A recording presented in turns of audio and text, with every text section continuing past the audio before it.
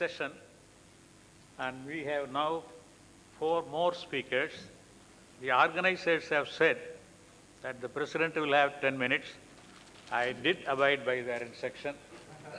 And they have also said the remaining speakers will have 5 minutes. I am sure the President is not that strong as to control a person like Mr. Duraimurugan from taking the time that he wants.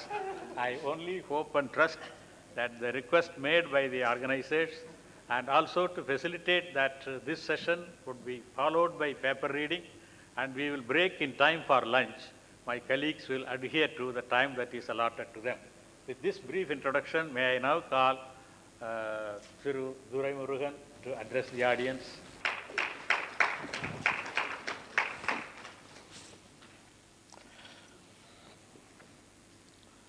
Respected Chairman of this seminar, Dr. V.C. Kozhandaswamy, former Vice Chancellor, Indira Gandhi International Open University, New Delhi, and Dr. Mr. Ranganathan, Head of Department of Economics, the Great Pachivas College, Madras, and Supreme Court Advocate of Supreme Court of Canada, Advocate Dr.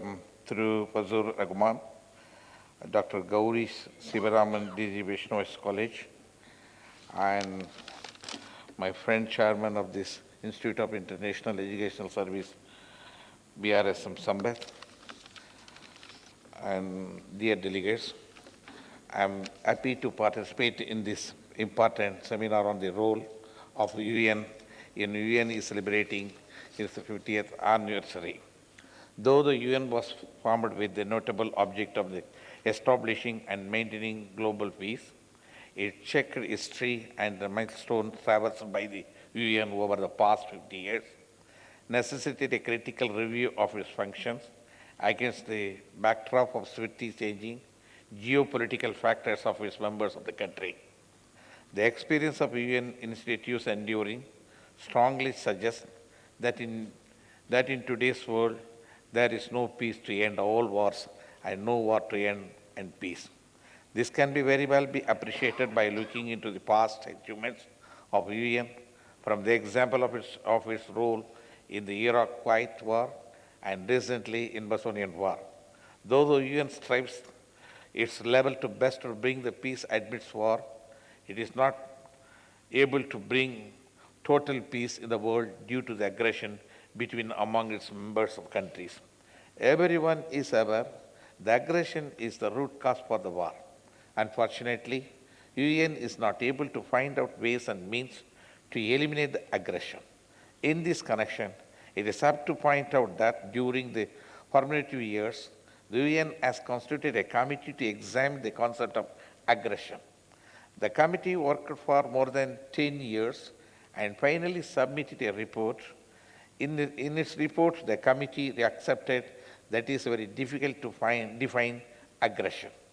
Subsequently, studies showed that aggression in the human being is caused by the secretion of hormone. It is further suggested that secretion of hormone is more among men than women. Twistly suggested that all the earlier wars are only war on mankind and not of womankind. In the few women workers of history were dubbed as tricks of having more hormone secretion than expected. Thus, the man was fixed as a crucial factor. Everyone's study has gone to the extreme of suggesting that the man at the top in various members' countries must be subjected to medical intervention to check the secretion of the hormone so that they will not be unduly aggressive. In today's technological sophisticated high-tech era, centrally controlling a complex organization has become very simple, and the man at the top, that is the leaders, are not only capable of controlling the complex organization, but also vulnerable to fall into the trap of taking aggressive stand into initiative war. Hence, the attention is more on the individual who are guiding the fate and destiny of the mass.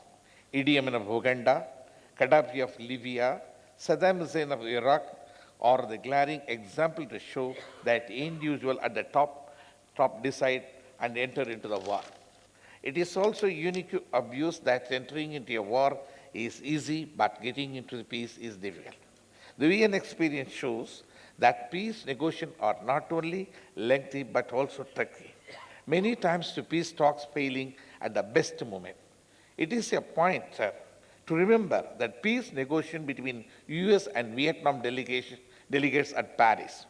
The US delegation, led by Kissinger, reached Paris with a few briefcases, while the Vietnam delegations rented a villa outside of Paris for 6 months. The Vietnam sincerely believed that peace negotiation will take long time, as accepted, long time. As expected, the negotiation took a period of 2 months. All these above examples found in the annual of UN neatly point out the solution of peace is lies not at the UN but left in the hands of vast electoral in its members countries to select the right leader who is less aggressive and time seeker of peace. Once it was believed that UN is crucial for bringing peace to man, after 50 years now perhaps man will be crucial to success and continue the UN's. Thank you.